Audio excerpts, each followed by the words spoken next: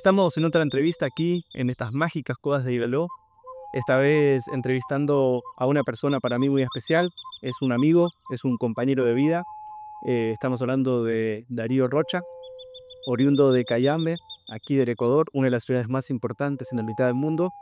Y creo que esta entrevista va a ser muy interesante porque nos vamos a meter en el mundo de Darío, en el mundo de la investigación, de la arqueornitología, el estudio de los pájaros a través de los registros arqueológicos. Y creo que va a ser una entrevista muy nutritiva para todos porque estamos inaugurando, ¿no?, una rama nueva de estudio dentro de la arqueología, que es estudiar las especies de animales, en este caso los pájaros, que hay representadas específicamente en las culturas del Ecuador, pero en general los pájaros fueron representados en distintas culturas de América. Así que no me queda más que darte la bienvenida, Darío. Bienvenido a este hermoso espacio. Y bueno, estoy muy entusiasmado de escuchar todos los avances que has venido haciendo en estas investigaciones, como ceramista, como investigador, también como antropólogo, arqueólogo. Creo que tu trabajo es bastante amplio en general. Así que bueno, te doy la bienvenida. Bueno, mi nombre es Darío Rocha. Nací en la ciudad de Cayambe, detrás de una pirámide, al lado del volcán también, donde cruza la línea ecuatorial.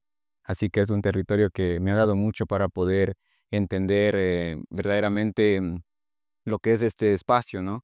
Entonces, he desarrollado algunas ramas, algunas temáticas, ¿no? Como tú lo mencionas, como un poco lo que es la ornitología, un poquito la cerámica, la antropología también, que está muy bueno, y pues para mí es muy importante poder compartir eso con todo el público, con toda la gente, ¿no? Que es parte de mi esencia, de mi ser también, ¿no? Y qué bueno, pues, verte aquí y que me permitas estar en este espacio también.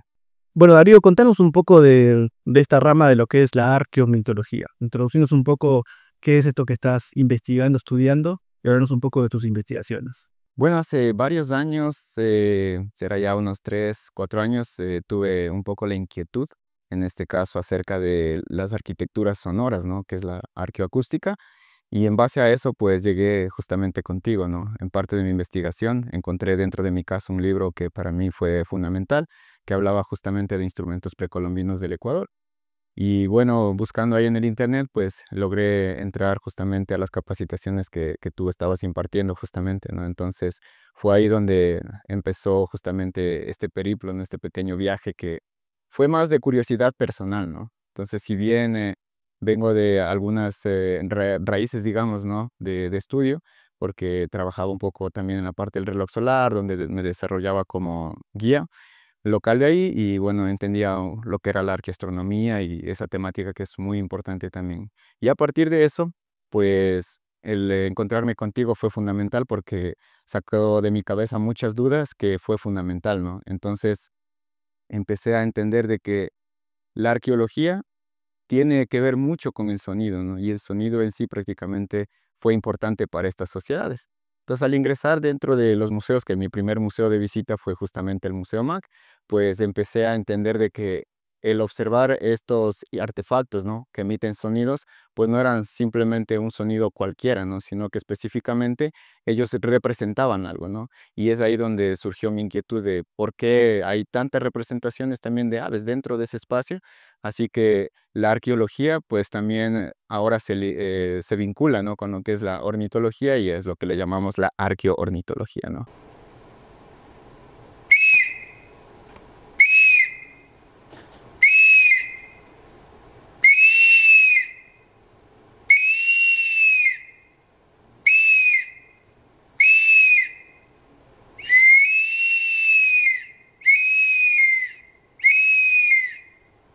Logramos, en este caso, tener un libro que para mí es la base fundamental de toda esta temática. Me atrevo a decir que es el primero en toda América, que habla específicamente de la arqueología y la ornitología, ¿no? Entonces, para ello nosotros prácticamente tuvimos que armar un equipo, porque creo que, como hemos mencionado muchas veces, cuando uno se trabaja en equipo, pues se puede llegar a muchas cosas, ¿no? Entonces, trabajamos ilustradores, trabajamos arqueólogos, ornitólogos y en este caso también biólogos y mi persona que sería en la parte ya de replicación de los artefactos sonoros, ¿no? Hablarnos un poco del equipo de investigación que armamos. Bueno, principalmente fue al inicio, bueno, fuimos contigo a la reserva y eso fue muy especial porque era mi primera vez entrando a la reserva del MAC. Entonces, cuando estuve ahí dentro fue increíble porque escuchaba como muchas voces en mi cabeza y decían, quiero sonar, ¿no? Quiero verdaderamente, quiero que toques, ¿no? Yo quiero hablar, ¿no? Entonces, para mí fue como un mensaje muy, muy fuerte, ¿no? Entonces, tenía como en mi cabeza muchas dudas y después, bueno, ya yo dije, bueno, estas dudas solo las puede ayudar una persona, ¿no? Y era mi hermana, ¿no? Entonces ya había estudiado biología, se llama Diana Rocha, y ella pues entonces le digo, no, mira, ¿qué te parece si nos vienes a apoyar en este proyecto que estamos haciendo, ¿no? Y el libro va a ser fundamental. Entonces ella dijo, bueno, sí, en mi campo en el que yo puedo, de una. Entonces fue así como nosotros vinculamos a Diana. Y bueno, estaba también Natalia Vergara, que es ilustradora. Si bien, bueno, el trabajo de ella fue prácticamente dibujar y replicar todas las formas que tenían las piezas y en base a eso las aves que estaban representadas, ¿no? Entonces también fue muy importante. Y Nancy, que prácticamente fue la persona quien nos dio como esta temática, este contraste desde la parte ancestral y cómo ella también se vinculó justamente al mundo de la ornitología. Y tu persona, que prácticamente fue el pilar fundamental para nosotros poder ingresar a la reserva, poder entender verdaderamente las piezas, tocarlas, y creo que eso fue un privilegio. Y empezamos a crear un concepto interesante que fue pajarear en los museos, ¿no?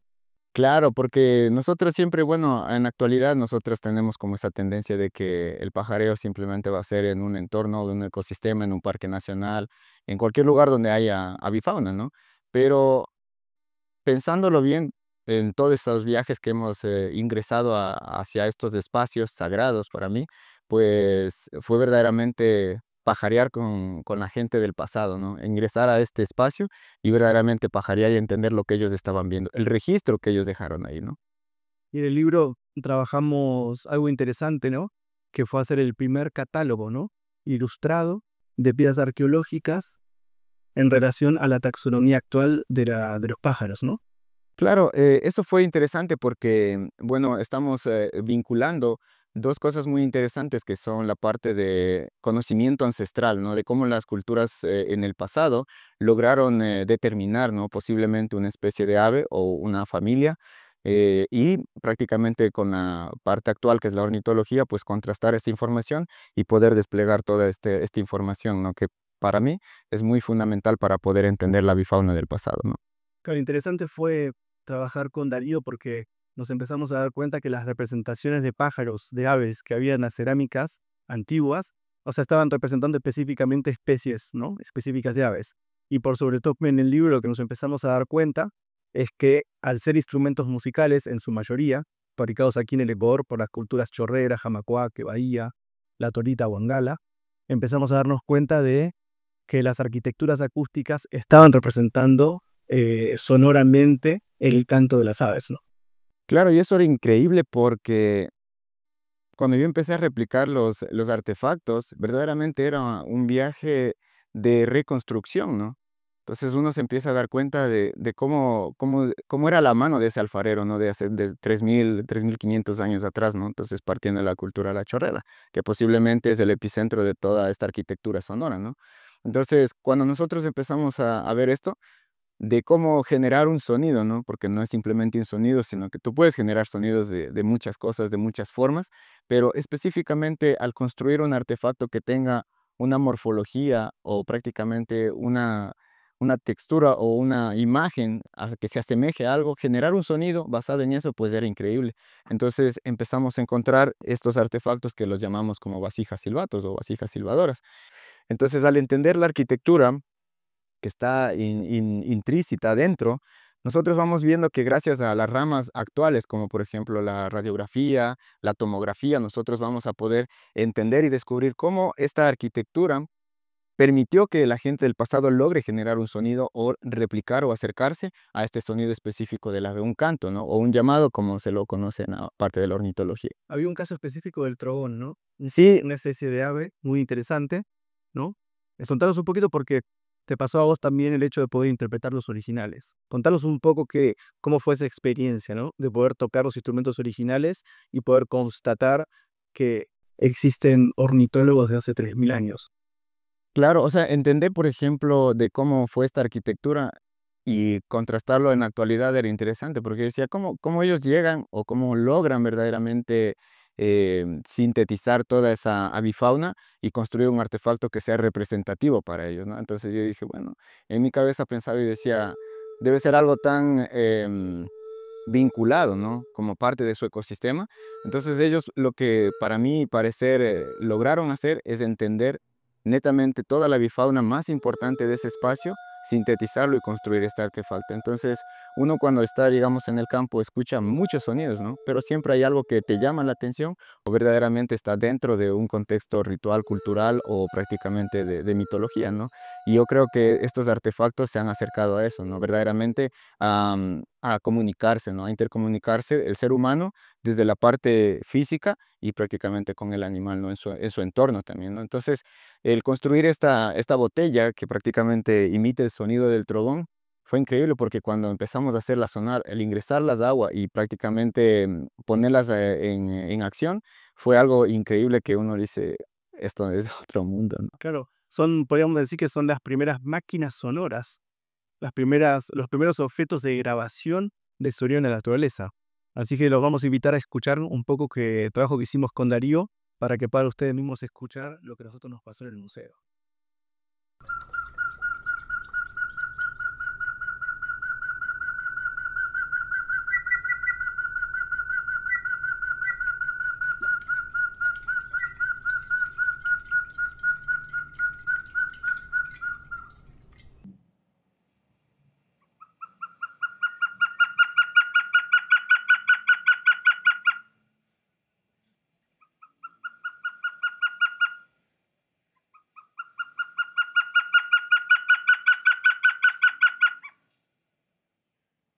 Como ellos a partir de una materia tan básica, ¿no? Como es la arcilla, pues tener un registro muy fuerte, ¿no? Porque ahora, bueno, ahora decimos tal vez la cuestión tecnológica nos está, digamos, avanzando demasiado. Por ejemplo, hay aplicaciones que tú puedes utilizar como para reconocer sonidos de aves, especies específicas en general. Está el Merlin, está el Ibert, que son plataformas digitales gratuitas que tú puedes ingresar. Pero yo conversaba justamente en una salida de campo que tuve en una capacitación dentro en el Yasuní y se me vino a la cabeza y le digo, tal vez la plataforma Merlin es esta especie de, digamos, de registro que tenemos en la actualidad. Pero si nos imaginamos, no sé, 3000, 4000 años atrás, ¿cómo la gente podía registrar cosas? Y era la arcilla. Entonces, generar un sonido como un registro también para mí era muy válido, ¿no? Entonces era como acercarse a algo muy importante que era entenderlo y también replicarlo, ¿no? Claro. Contanos un poco de tu trabajo de replicación de piezas y explícanos un poco cómo funciona una vasija silbadora, ¿no? Claro, bueno, yo empecé diseñando lo que son pequeños silbatos, ¿no? Como este que tengo aquí en mis manos, que son monofónicos y a veces, bueno, tienen orificios para poder hacer tasituras o cambiar los sonidos, ¿no? Lo interesante es que cuando nosotros empezamos a ver estos artefactos pequeños como flautas, ocarinas, normalmente tienen esta representación de aves, ¿no? Y las representaciones de aves, yo creo que no solo fue porque el pajarito se veía bonito, sino que netamente ellos querían hacer sonidos, ¿no? Por ejemplo, el que tengo aquí en mi mano.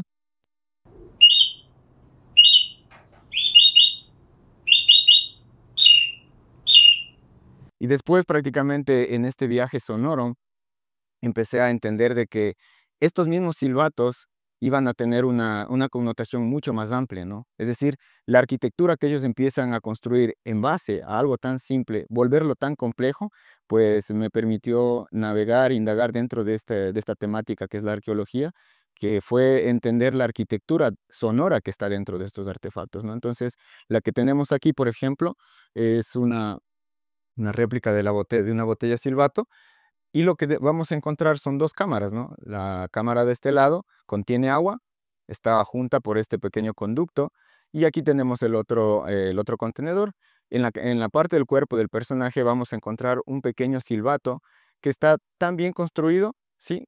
Que simplemente con el acto de mover, impulsa el aire para que pueda sonar o generar el sonido.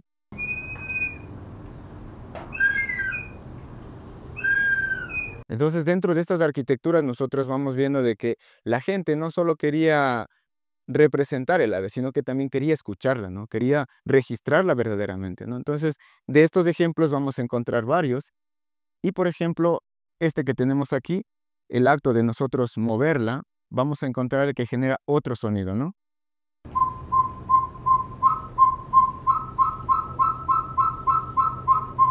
Entonces, en esta comparación entre la primera vasija y la segunda, nosotros podemos entender de que la arquitectura sonora no estaba hecha solo simplemente para representar, digamos, el ave, ¿no? Sino que el canto era algo fundamental para ellos, diferenciarlos, ¿no? La forma está bien, pero también diferenciarlos en el sonido. Y eso fue prácticamente para mí algo inquietante porque cuando un día yo estaba en casa, pues prácticamente perdí mis binoculares, no se me dañaron y dije, bueno, ya no voy a poder salir a pajarear porque ya no se puede. Entonces hubo un amigo que me dijo, no, dice, vamos, yo te invito a pajarear. Le digo, pero no tengo binoculares, no, no pasa nada. Y salimos así sin binoculares y él dijo, solo escucha, dijo. Y no, era increíble porque tú podías escuchar muchísimos cantos y él sabía todos los cantos. Entonces yo dije, qué increíble cómo el ser humano tiene esa capacidad de poder memorizar un canto y prácticamente decir qué especie es, ¿no? Entonces, el ejemplo de este amigo para mí fue fundamental porque cuando yo empecé a contrastar esta información de los artefactos sonoros y el vínculo que logra tener el ser humano con la parte, digamos, artística de generar estos artefactos, pues para mí era demasiado increíble, ¿no? Claro. Es interesante ver tu camino, ¿no? Como de alguna forma, bueno, para que la gente conozca, Darío actualmente vive en el Tena, en la Amazonía ecuatoriana. Estás muy en contacto, ¿no? Con un ambiente natural donde los pájaros habitan y están todo el día hablándote, ¿no? Se están contando historias. Entonces, contanos un poquito acerca de tu introducción en la Amazonía. Sé que has entrado en contacto con varios taitas, ¿no? Personas sabias de ese territorio. ¿Cómo empezaste a darte cuenta que los pájaros no solamente están representados en la cerámica, sino también son parte de los mitos, de las leyendas, las cosmogonías antiguas? Y es interesante, yo te conozco bastante, cómo te fuiste introduciendo y cómo los pájaros te fueron atrayendo y llevándote a conocerlos en otras dimensiones. Sí fue interesante porque mi primer contacto con alguien interesante fue justamente mi suegra, ¿no? Y mi suegro, ¿no? Que ellos prácticamente son de la cultura quichua, están en la parte de Napo. La comunidad donde yo vivo se llama Tibiacu.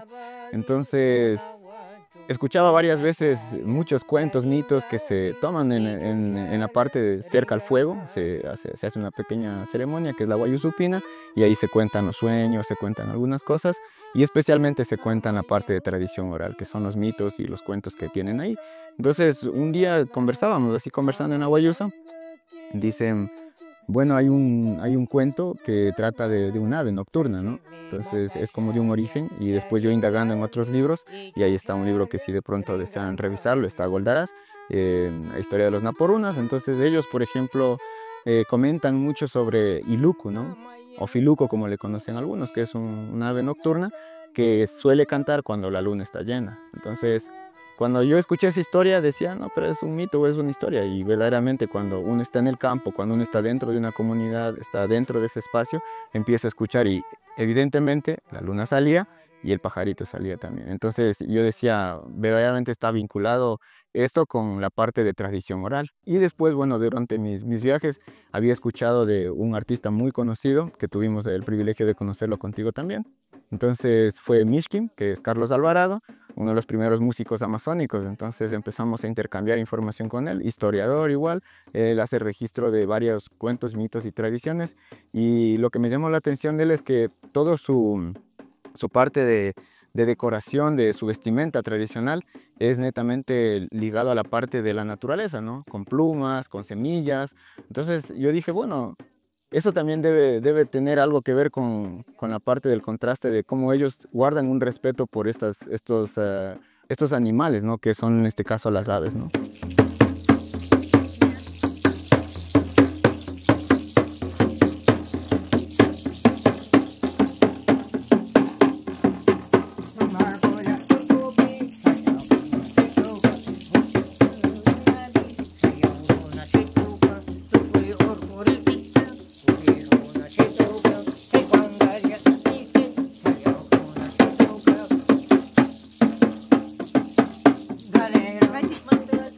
Contanos un poco de tu espacio que compartís con la comunidad, este espacio de conocimiento, ¿no? Que han hecho en el Tena, que es muy bonito, para que también la gente conozca el lugar donde habitas actualmente, que también te podría conocer a vos y a toda la comunidad, ¿no? Contanos en qué consiste el proyecto que están haciendo en la Amazonía.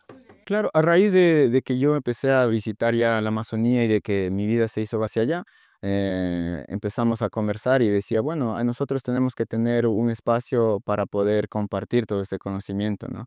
Entonces, inicialmente nosotros decíamos, bueno, en una casita pequeña no se puede porque mucha gente venía a conocer a mi suegra porque ella es alfarera, ¿no? Entonces, venía mucha gente a conocer y justo llegó la pandemia, los lugares donde hacíamos las exposiciones, pues por el tiempo se deterioraron y nosotros tomamos la iniciativa digamos, de refortalecer esa parte de la alfarería de las mujeres quichua.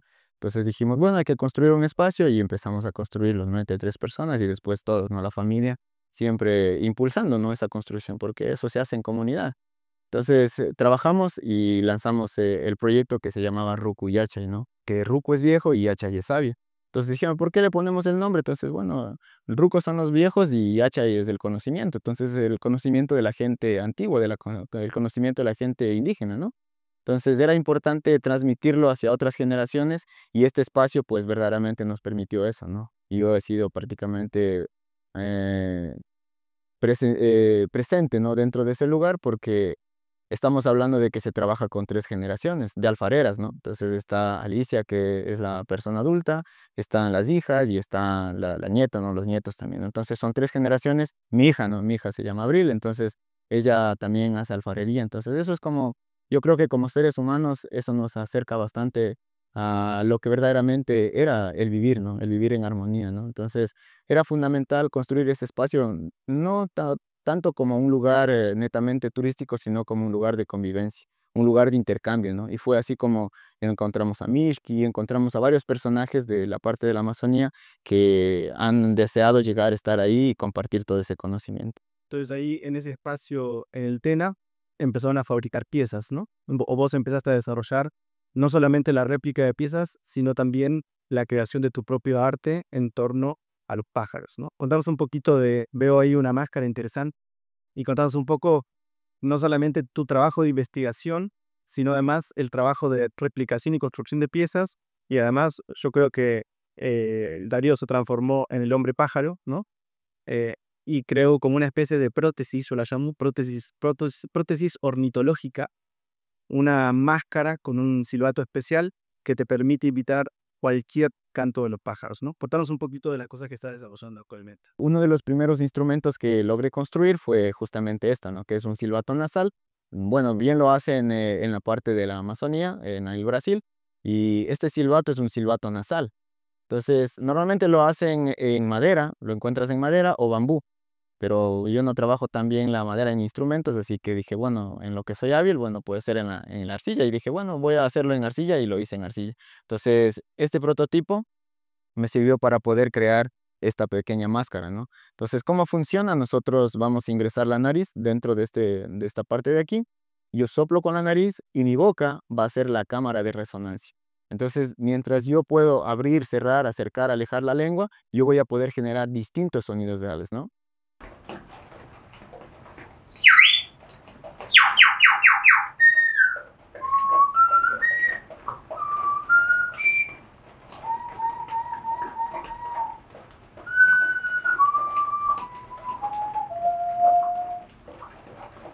Y esto prácticamente me permitió a mí como decir, yo puedo también aportar, ¿no? Porque a veces uno dice, bueno, está chévere, muy buena las réplicas porque también es bueno tener esa parte de conocimiento desde la parte ancestral, pero también nosotros creo que como seres humanos debemos dejar nuestra huella, ¿no? Debemos dejar prácticamente un legado, no solo de conocimiento, sino también de una cuestión artística, ¿no? Y es así como me nació la idea de crear esta máscara en la cual, por ejemplo, para mí es como adoptar, ¿no? Adoptar esta forma del ave y nosotros tratar de, estando en ese ecosistema, tratar de imitar o compartir el sonido que tienen las aves. Intercomunicarse, ¿no?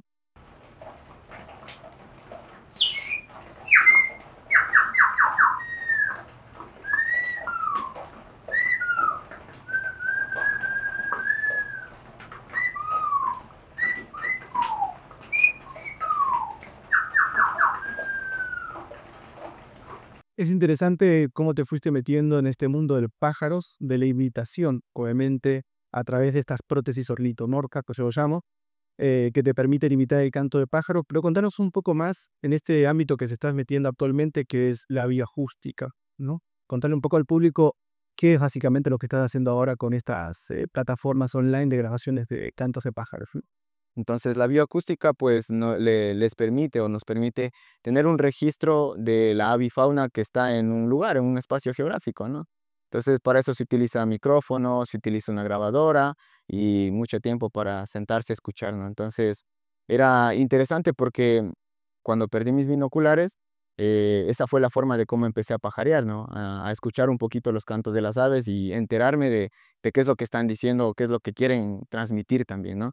Entonces, así fue como yo empecé a crear como estos artefactos basados en este estudio de la bioacústica también. Y eso fue interesante porque uno se va empezando a dar cuenta de que pajarear, digamos, o hacer la bioacústica tiene más sentido si nosotros empezamos a entender un origen, ¿no? Y el origen prácticamente parte de estos artefactos sonoros, ¿no?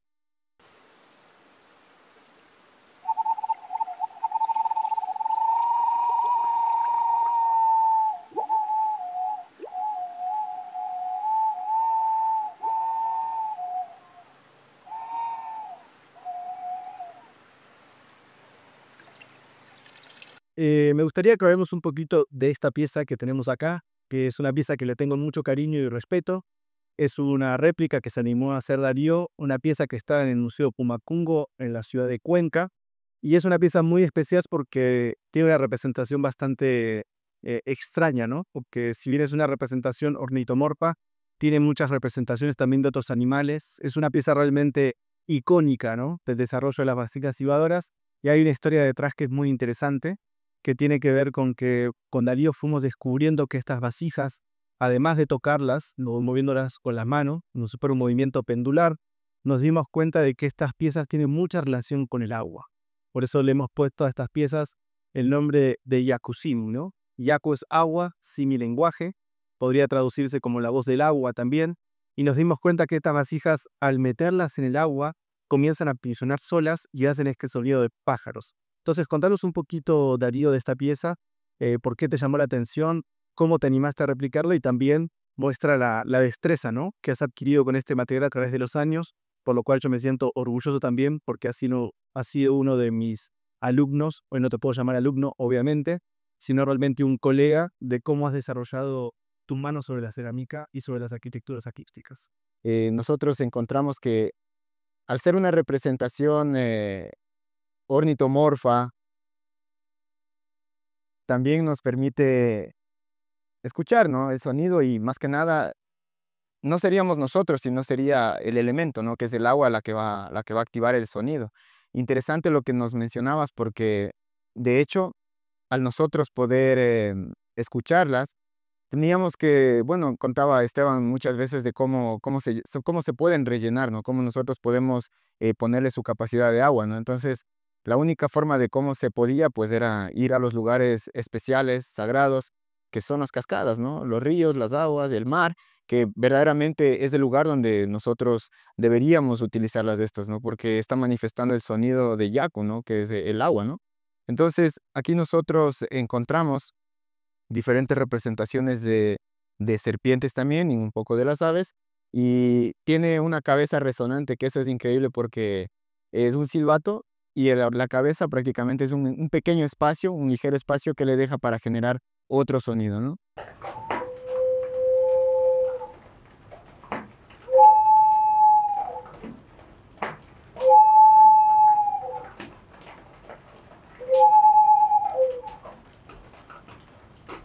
Yo creo que verdaderamente a nivel arquitectónico o a nivel de construcción, pues la gente que estaba haciendo esto, pues verdaderamente tenía un respeto y un vínculo con lo que es los elementos, ¿no? Con el agua, el fuego, la tierra, sí, el viento, que eso es lo que verdaderamente son estos artefactos, ¿no? Una síntesis de todo este conocimiento milenario que ellos lograron transmitirnos y dejarnos ahora para nosotros, ¿no? Hay algo interesante en todo este trabajo que está haciendo Darío, que lo importante es recuperar la memoria ancestral que hay en la etología ecuatoriana. Estamos comenzando a darnos cuenta que estos pueblos originarios han trabajado mucho sobre la temática de los pájaros y empezar a darnos cuenta que adentro de estas máquinas sonoras, ¿no? Que han grabado el sonido de los pájaros desde hace 3000 años, nos permite darnos cuenta que hubo una tecnología, una ciencia desarrollada para poder conectarse con este mundo sonoro que está en todo el medio ambiente donde estas culturas vivieron. Entonces, para mí, el trabajo que está haciendo Darío realmente es loable, es muy respetable porque estamos adentrándonos realmente en conocer los secretos acústicos y también los secretos místicos. Recordemos que los pájaros también son seres mitológicos, por lo tanto, ingresamos en el mundo de los mitos y las leyendas y cómo los pájaros ingresan en este mundo imaginario y también cosmogónico que permite explicar los misterios de la naturaleza. Entonces me parece muy interesante, incluso justo Darío tiene atrás una pieza de un chamán jamacoaque que tiene su poder, ¿no?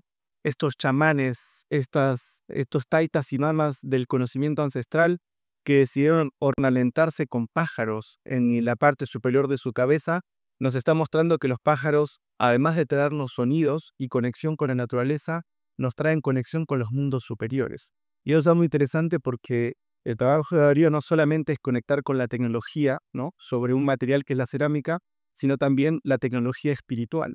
Entender que en el pájaro hay mucho más que un canto o un ser vivo, sino que hay propiedades del mundo sobrenatural, que es algo muy interesante que tenemos que seguir investigando. Hay mucho por investigar, no solamente de la parte tecnológica, sino también en cuál era el concepto del ave para la antigüedad, ¿no? ¿Qué puedes opinar de eso, Darío? Ellos son mis maestros, ¿no? Y yo comentaba muchas veces en la parte en Colombia específicamente, me preguntaban y cómo fue justamente mi acercamiento con las piezas, con la ornitología, con el sonido. Y pues únicamente puedo decir que ellos son quienes hablan por mí, ¿no? A veces ni siquiera soy yo el que habla, sino son la presencia de ellas son las que dicen, bueno, eso es lo que hemos trabajado, el camino que hemos recorrido. Entonces, para mí, ellos han sido mis maestros, me han trabajado a mí, yo no les he trabajado a ellos. Y eso es increíble porque me doy cuenta de que verdaderamente el entrar a construir estos artefactos lleva tiempo, lleva dedicación y más que nada lleva mucha paciencia, ¿no? Entonces, desde la recolección hasta la cocción, pues sí, verdaderamente se convierte en un acto ritual, como tú lo mencionas, y pues qué bonito de que nosotros como seres humanos pues podamos dar la voz que prácticamente empezó hace milenios, hace años atrás, y que nosotros lo estamos teniendo presente ahora y que esta misma voz prácticamente se proyecta hacia el futuro y creo que eso es lo que hace mi trabajo como ser humano, ¿no? Independientemente de cualquier cosa que se pueda hacer, pero para mí es importante, creo que el transmitir este conocimiento hacia las futuras generaciones. Por eso hemos empezado a dar clases, empezado a compartir este conocimiento, a ampliarlo hacia otras latitudes, hacia otros lugares también, que creo que eso es fundamental, que todos podamos escuchar el sonido que dejaron nuestras personas del pasado, ¿no?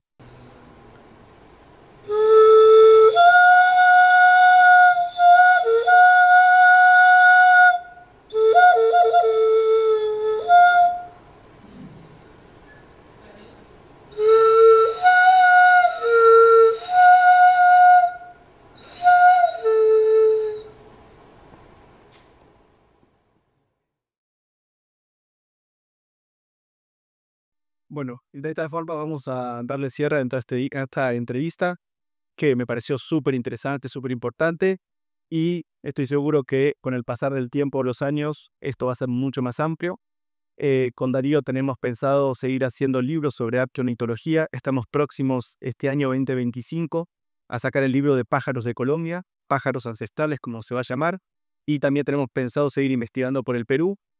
Esta rama de la arqueomitología no solamente se queda en Ecuador, hemos empezado en Ecuador, pero obviamente nos damos cuenta que se expande hacia otros territorios, los pájaros habitan en todo el mundo y los registros arqueológicos están por todos lados. Pero estoy contento porque junto con Darío y con otro grupo de investigación más grande, estamos pudiendo empezar a darle bibliografía, cuestiones teóricas a estas ramas, ¿no? De la arqueología que necesitan ser estudiadas porque nos traen muchos conocimientos del pasado. Así que Darío, yo te dejo unos minutitos finales, unas palabras finales para que compartas con la gente de lo que sientas, de lo que quieras. Y vamos a dejar abajo en la descripción del video links y contacto para que puedan comunicarse con Darío, que conozcan más sobre todo el trabajo que está haciendo, no solamente acá en la sierra y en la costa, sino específicamente en la Amazonía, en este espacio Alpamaki, Rucuyachay, que es un lugar de conocimiento de terra. Así que Darío, te dejo unos minutos aquí con, ¿no? Las personas que están allá. Claro, no, para mí ha sido verdaderamente un placer compartir mucho de este proceso de vida y pues lo único que puedo decir es que nosotros debemos tratar de conservar estos conocimientos, transmitirlos y también hacer un énfasis, ¿no? En que debemos proteger verdaderamente este hermoso planeta, el lugar donde habitamos. Y esto es la muestra verdadera de cómo la gente del pasado tenía un respeto muy mutuo, ¿no? Entre el hombre, la naturaleza y verdaderamente una conciencia de ser humano, ¿no? Entonces, yo creo que debemos reconectarnos con esa esencia de ser, ¿no? De ser humanos verdaderamente, ¿no? Entonces, mi manifiesto es prácticamente mediante la voz del agua, la voz de estos instrumentos, la protección de los ríos, no prácticamente a la minería o devastar todos estos territorios que para mí han sido muy importantes, ¿no? Entonces, aprovechar estos espacios como también para impulsar esta discusión, ¿no? Que es justamente la minería y la devastación de todos estos territorios, justamente donde yo vivo, ¿no? Pero qué bonito sería de que todas las personas que quieran conocer la Amazonía, que quieran conocer donde nosotros laboramos, trabajamos y vivimos, pues puedan también entender de que necesitamos esta concientización, ¿no? Desde la parte, digamos, social, para que la gente entienda de que qué es importante, pues es importante cuidar todos estos espacios. Bueno, Darío, te agradezco muchísimo. Sabes que te quiero un montón. Soy un súper amigo, un súper compañero de vida.